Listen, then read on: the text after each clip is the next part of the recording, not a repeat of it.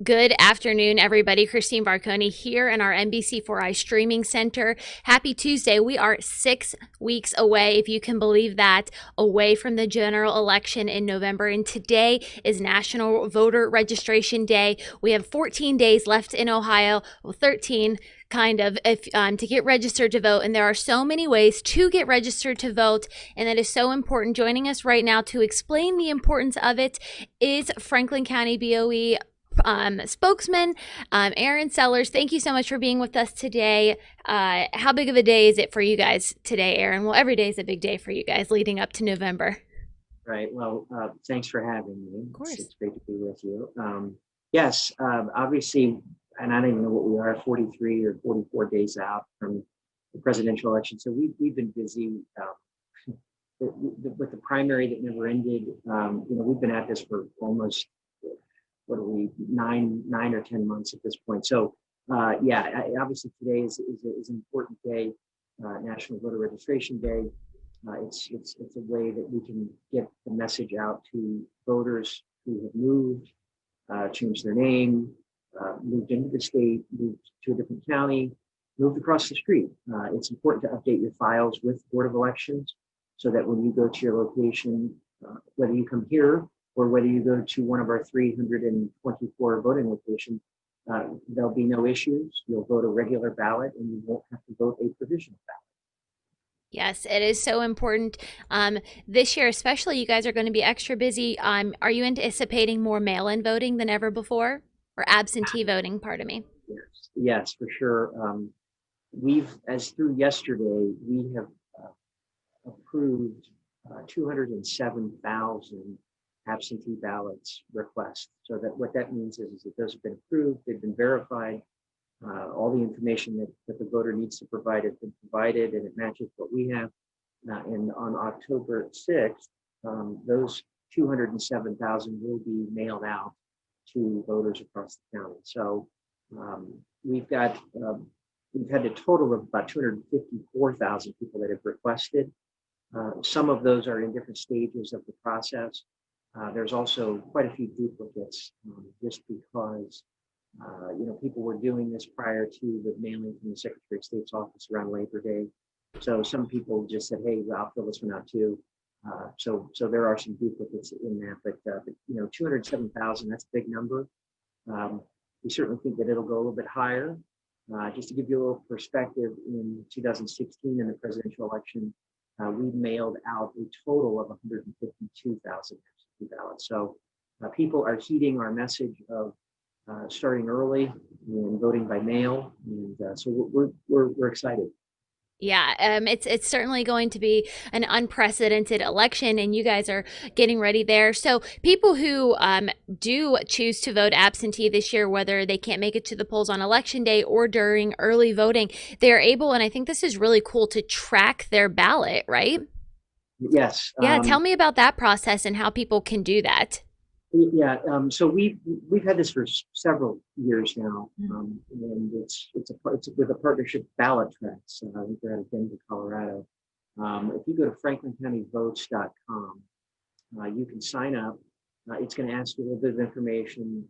It's going to ask you for an email address or a telephone, cell phone number, and how you would like to get your messages. And once you basically tell it what you want, it will send you push messages out at every stage of the process. So, say for instance, if I had signed up for it last year, and I requested an absentee ballot, when it was mailed out, when the request was mailed out, you would get a push message telling you where that we mailed it out. It will send you a message when we receive it, the absentee ballot request. It'll send you a message when we mail out your ballot, as well as through the process with the Postal Service. And then when we get it, we'll send you a push message that has been received. So it's a really good thing. It puts, or at least I would think that it would put voters' minds at ease in this time that we're in. That, hey, I did it, the board got it, and I'm good. I can take that off my plate. And one of the other important things that, obviously Ohio is always a battleground state. Yeah. And if you don't want to get phone calls from campaigns, if you vote early, they will take you off the list. because obviously that costs money and they'd rather save money uh, on somebody else that hasn't voted. Right. So that is kind of a neat way to try to stop getting calls. In my opinion, that might be the best part about early voting. I plan on voting early in person at the beginning of October. And that's something we want to emphasize to people. It's very important to have a voting plan. How will I be voting? What time will I be voting? Where do I need to go? What materials do I need? Can you talk about that and what exactly people need to do to make sure that they have a voting plan in place? What are the steps that they need to take to do that? Yeah. Well, one of the things, and I would recommend this at any time, but if you are going to come in to vote here at the Early Vote Center, which begins on October 6th and runs for 28 days, where you go to your voting location, one of the most important things that you can do is you can go to our website at vote.franklincountyohio.gov, and you can provide us your information, and we can pull up, or you can pull up your sample ballot to take a look at what the ballot's going to look like. So that if there's anything on there that you don't know what you're going to vote for, you do a little research so that when you come to the polls on election day or in the early voting period, that you know what you're going to vote on. And it's not so much I've got to read through every single item, because obviously you get into levies and those types of things, and the language it can be a bit much. So you just come into it knowing what you're going to vote on, and the less amount of time that it takes, the more people that we can vote through here. Exactly. Angela has a really good question. She said she already mailed in her absentee ballot, and I'm assuming she means request. Already mailed in her absentee ballot request. When can she expect to get her ballot to vote in her home and then to mail it back to you guys? Yeah, and that's a great question. And we obviously doing what we do, we try to get the message out to the voters to understand. But sometimes there's obviously a lot of other things out there, but we cannot by law mail out an absentee ballot until the first day of absentee voting. So as I've said, we've got 207,000 that ballots haven't been done yet, but will be done here soon, and those will be ready to be mailed out, so that those will start going out in the mail on the 6th. So I would assume that the 6th, 7th, and 8th, if you've requested it, those are days that you got to keep an eye out. Yeah. And something we want to emphasize is that Ohio has been doing absentee mail-in voting for 20 years. That's something that's been emphasized by the Ohio Secretary of State, Frank LaRose, several times. So this isn't anything new to you guys. And how certain are you that this is a safe and secure way to vote? Yeah, I mean, like you say, no-fault absentee voting has been going on for years. Obviously there's a lot of things that hoops we're having to jump through as far as COVID and PPEs and those types of things. But the absentee component of it, only the fact that we're going to be doing a lot more than what we've done in the past. The process hasn't changed. It is safe. Only because I'm up here at our vote center where I can't get out to my polling location on election day. I mean, I vote here at our in-person voting location, but I would have no issue voting by mail. My father does it. My mom does it. I did it all through college. Yeah, I mean, one of the things that's great is with the ballot tracks and tracking of it, makes it more engaging in the sense that where it's at in the process. Yeah. If you didn't want to sign up for that, certainly you could call us, and we could tell you, what the status is and where it's at. And you can reach us at our main number, which is 614-525-3100. But if you're tech savvy, it's much easier to sign up for that rather than to call us, and you might have to wait a little bit. We're taking anywhere from 1,200 plus calls a day, so obviously it's busy, which makes the ballot tracking of that a lot easier. Yeah, absolutely. And all this information that Erin is saying right now is in the article. If you're watching on NBC4i.com or on our app, if you just want to scroll down, all of the websites and phone numbers that Erin is talking about is in the article. Or if you're watching on Facebook right now, there's a link in the description of this video that you can click on that has all the information that Erin is talking about right now as well. So, just really, Erin, let's go over some dates, some really important dates. I have a graphic we can put up right here. So military and overseas voting, absentee voting, that already began. And Correct. October 5th, that's our next big day, and October 6th. Let's talk about those dates. So that's the last day to Yeah, register to vote, and then early in-person begins. So, correct. so Correct. you guys are coming up So, on that really quickly. yes, yes, we are. When you're in the elections business, you've got specific dates of the calendar that you work towards, and they come fast and furious. And when it was in the springtime, and November was a long time off, but it's just around the corner. We will be here next Tuesday, or on the 5th. We will be here till 9 o'clock. Every board of elections in Ohio is mandated to be open until 9 o'clock. So not only we here in Franklin County, but some of the surrounding areas and areas that Channel 4's coverage area, they will be open until 9 p.m. on Monday, October 5th.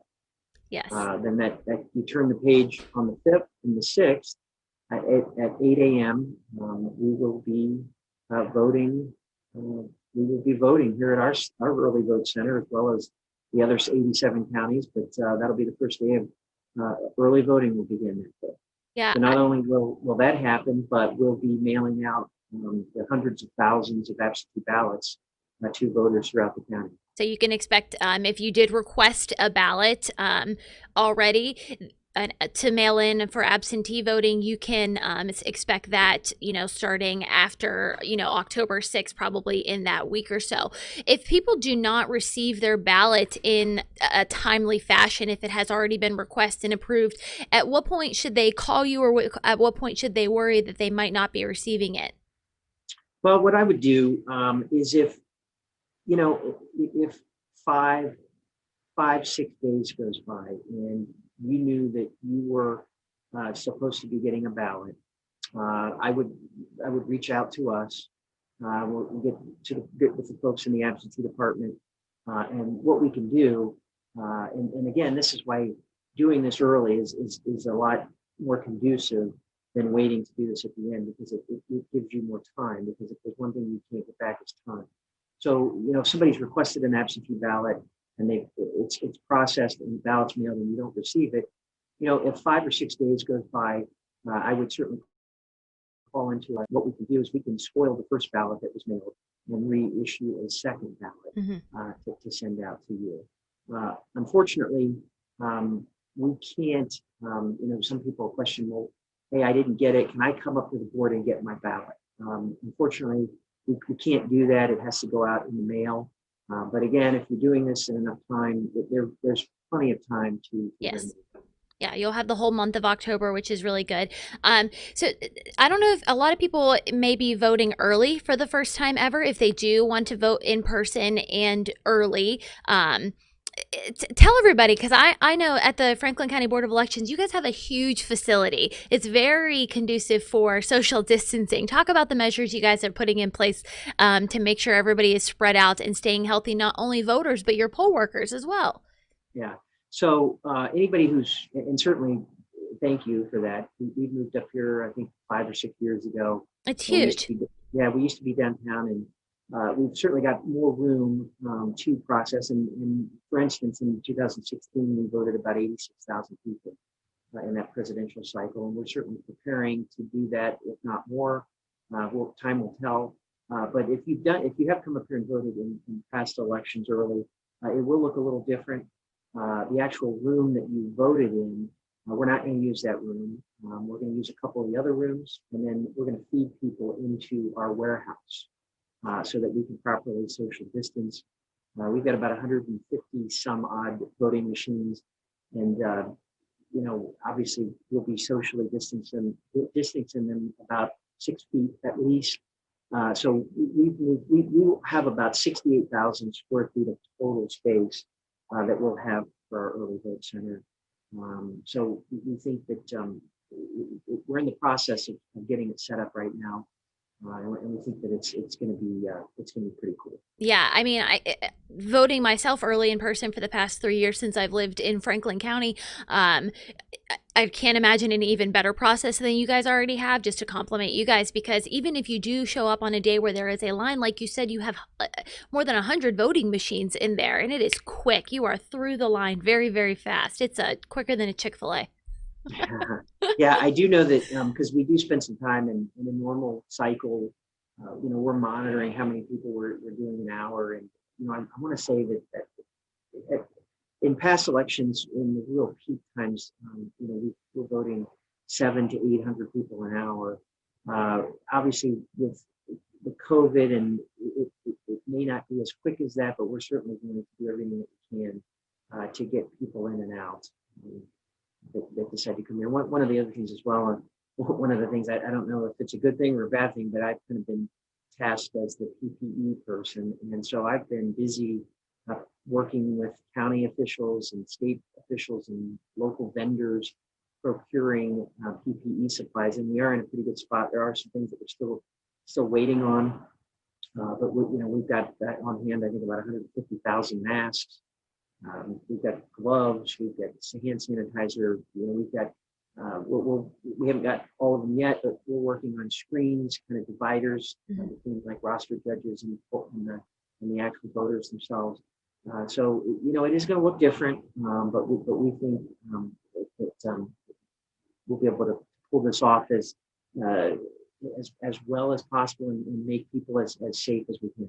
Absolutely. And making sure everybody's wearing a mask while they are voting. That's going to be important as well, not to protect each other, as well as your poll workers and your employees there as well. So one more question. And if I could just add. Yeah, add whatever you want. I don't have a mask on because I'm in my office. Same. But when I do walk out and I have a mask, our office has a mask policy.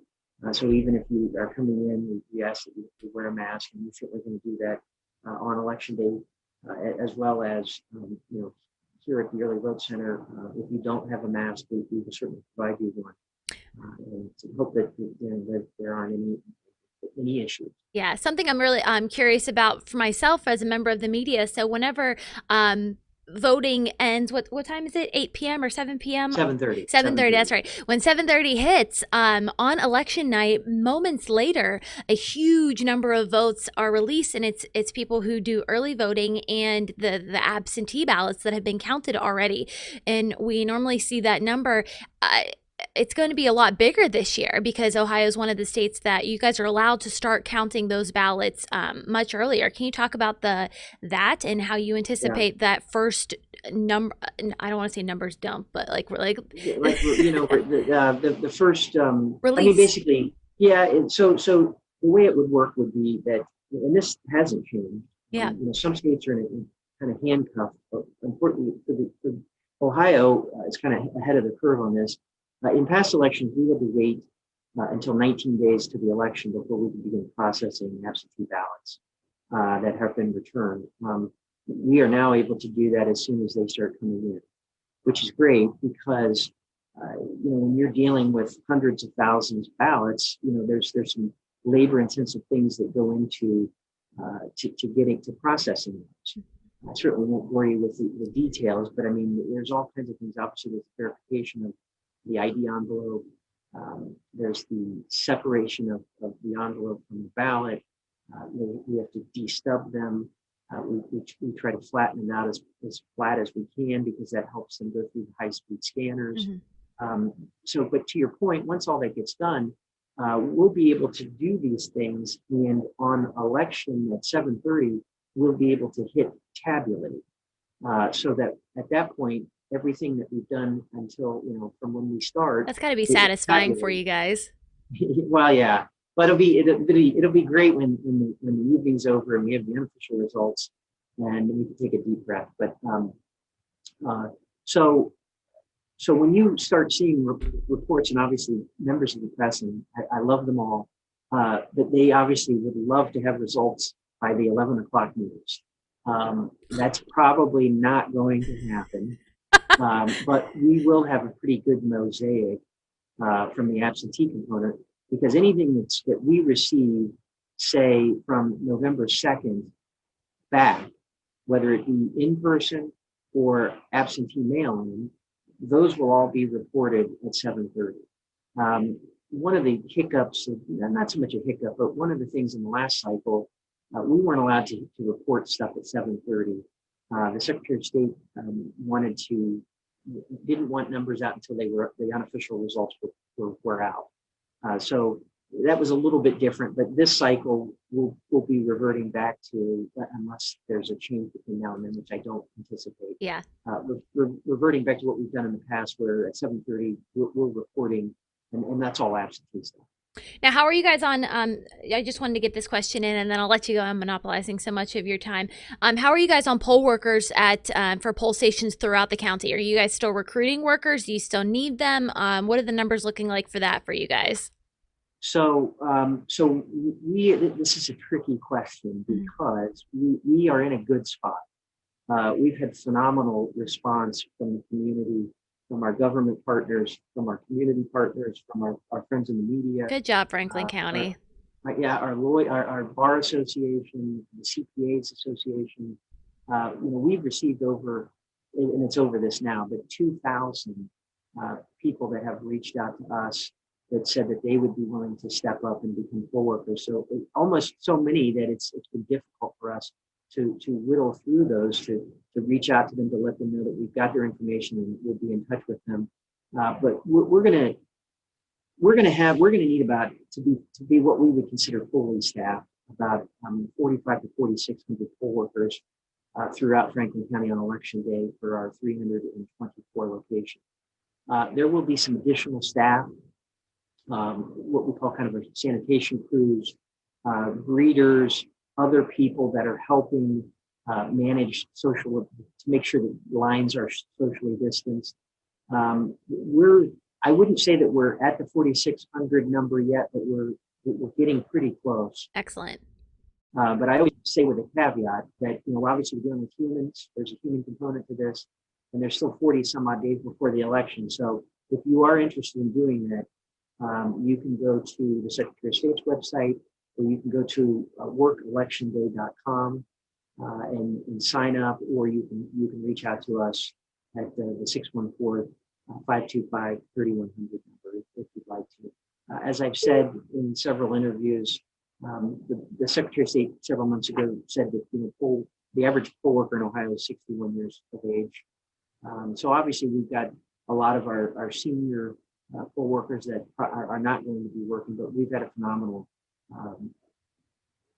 outreach of people that have said, hey, we'll step up and do it. So it's been great. In the world that we're in, with a lot of bad news and negative news and all kinds of stuff, whether it's COVID or presidential election or unrest, I mean, there are some good stories, and certainly this is one of them, where people are stepping up to say, listen, to be a poll worker, we couldn't do this without poll workers. Exactly. And it is a paid position. You want to remind people of that. You do get paid. It is. A lot of times people talk about volunteer, and obviously you are volunteering, but it is a paid position. Absolutely. We certainly wish we could pay more, but you're going to make between, depending on the position, $190 and $165. So it is paid, but we certainly wish we could pay more. Awesome. Very good. How many registered voters are there in Franklin County? Just curious. So that number continues to go up daily. Yeah. So the last time I looked, which I believe was yesterday, I think we had about 868,000 plus voters. Wow, almost a million. So that number will continue to go up for the next 13 days.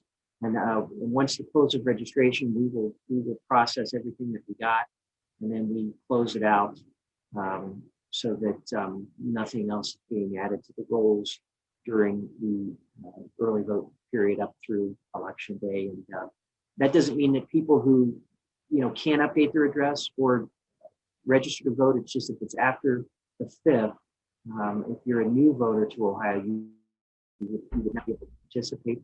Again, if you're registered in the state, let's say you moved from Cleveland, and you didn't update your address prior to the deadline, you still would be able to vote. You could reach out to us to find out where your new location would be, but you just have to vote a provisional ballot. And one of the things, we count provisional ballots are probably 85% to 90% are counted. So there is a misnomer that, I had to vote a provisional ballot and I can count those. They do get counted, but obviously there's a process on the back end to make sure that, for instance, somebody's not voting twice. Let's say, for instance, if you requested to vote an absentee ballot and a ballot was sent to you, you didn't fill it out. You thought, you know what, I'm going to vote at my precinct. When you go to your precinct, you're going to be tagged as receiving an absentee ballot. Right. You would be able to vote, but you'd have to vote provisional.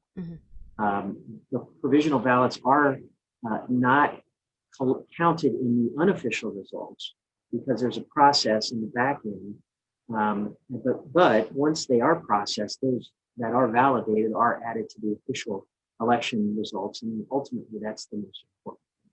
Yeah, I'm just doing some simple math. That sounds like nearly almost a quarter of voters have requested that absentee ballot. So definitely a very popular thing to do this year. Hey, Aaron, thank you so much for being with us this afternoon. I really appreciate it.